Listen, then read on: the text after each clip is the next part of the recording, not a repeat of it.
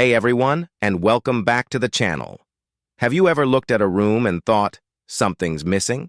Or maybe you've dreamed of having a lush green thumb, but live in an apartment with no backyard. Well, what if I told you that you can bring the vibrant beauty of nature right inside your home, no matter how much space you have? Today, we're diving into the wonderful world of indoor gardening, a journey that will transform not just your living space, but your well-being too. It's easier than you think, and I promise, by the end of this video, you'll be ready to start your very own indoor jungle. So, why bother with houseplants? Are they just pretty decorations? While they are definitely beautiful, the benefits go so much deeper. First off, let's talk about air quality. Many common houseplants are natural air purifiers. They absorb toxins and release fresh oxygen, literally helping you breathe easier. Think of them as your personal living air filters.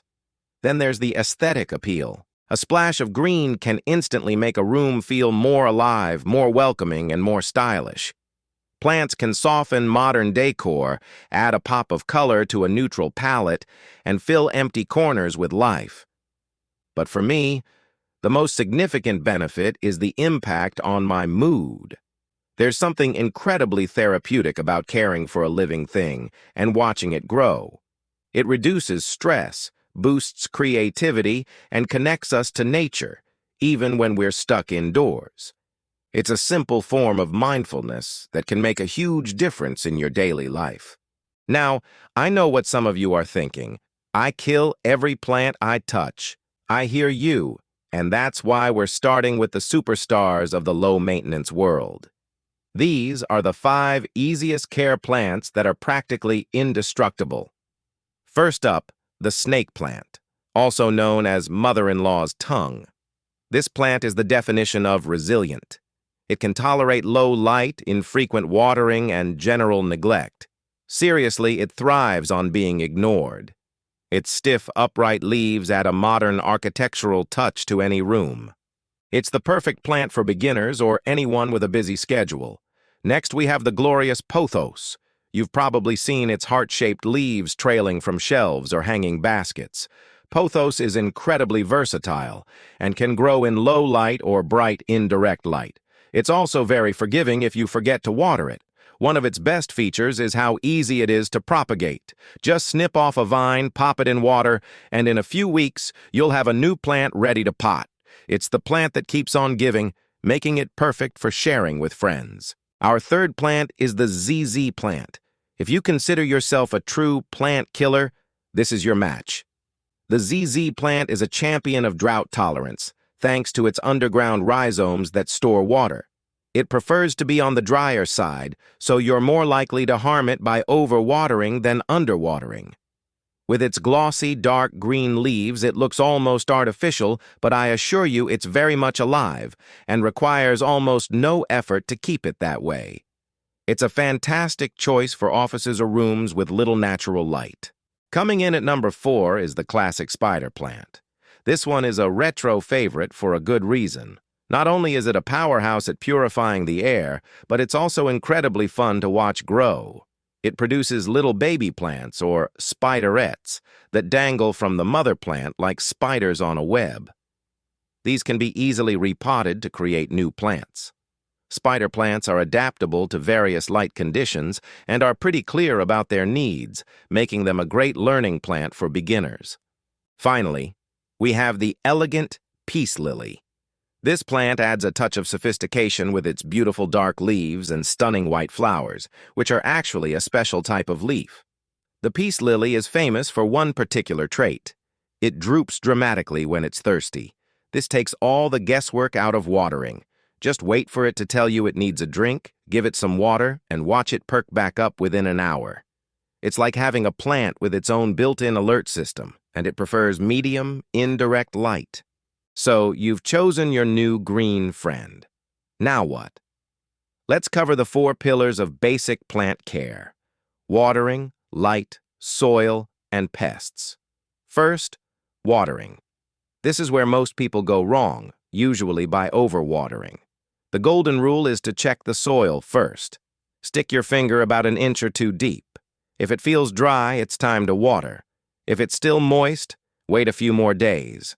Most of the plants we just discussed would rather be too dry than too wet, as soggy roots can lead to root rot, which is a plant's worst enemy. Next, light. Every plant has different needs. Bright indirect light is a common term you'll hear. This means a spot near a window where the sun's rays don't fall directly on the leaves, which can cause them to burn. Think of a bright room, but out of the direct sunbeam. Low light doesn't mean no light. It means a spot in a room that gets less sun, like a north-facing window or a corner farther from a light source. The best thing to do is observe your plant. If it's stretching towards the window, it probably needs more light. Now for soil and fertilizer. For most houseplants, a standard all-purpose potting mix is perfect. You can buy this at any garden center. This mix is designed to provide good drainage and aeration for the roots. As for fertilizer, think of it as a vitamin boost. Your plants don't need it all the time. During the growing season, which is typically spring and summer, you can feed them with a balanced liquid fertilizer every 4 to 6 weeks. In the fall and winter, they go dormant, so you can stop fertilizing until spring rolls around again. And finally, pests. It happens to the best of us. The most common indoor pests are gnats, spider mites, and mealybugs. The key is to catch them early. Regularly inspect your plants, especially the undersides of leaves. If you see any tiny webs, sticky residue, or little bugs, it's time to act. A simple solution is to wipe the leaves with a damp cloth or spray the plant with a mixture of water and a few drops of dish soap. For more persistent issues, neem oil is a fantastic natural pesticide that is safe to use indoors. Ready to level up your plant parent game? Let's talk about some more advanced tips, starting with propagation. This is the magical process of creating new plants from your existing ones, and it's incredibly rewarding.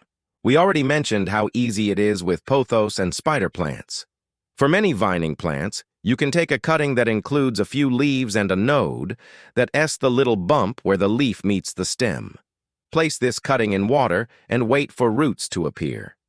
For plants like the snake plant, you can actually cut a leaf into sections and plant them directly into soil.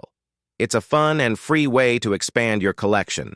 Another key skill is troubleshooting. What do you do when your plant just looks sad? Yellow leaves can be a sign of many things, but most often it's overwatering. Brown, crispy tips on the leaves usually mean the air is too dry or you're using water with too many minerals. Try using filtered water or letting your tap water sit out for 24 hours before using it. If your plant isn't growing, it might need more light or a dose of fertilizer. Learning to read your plant's signals is part of the fun. Don't be discouraged if you run into problems. Every plant parent does. It's a learning process. So there you have it, your beginner's guide to creating a thriving indoor garden. We've covered the amazing benefits of having plants, introduced you to 5 nearly indestructible green companions, and walked through the essentials of care, from watering and light to pest control and propagation. The most important thing to remember is not to be intimidated. Start with 1 or 2 easy plants, learn their needs, and enjoy the process. Your home will feel fresher, look more beautiful, and you'll discover a rewarding new hobby that connects you with the natural world. It's time to get your hands a little dirty and watch the magic happen. Thank you so much for watching today. I hope you're feeling inspired to start your own indoor plant journey. Which plant are you going to get first? Let me know in the comments below. And if you found this video helpful, please give it a thumbs up and subscribe for more tips on creating a happy, healthy home. See you in the next video.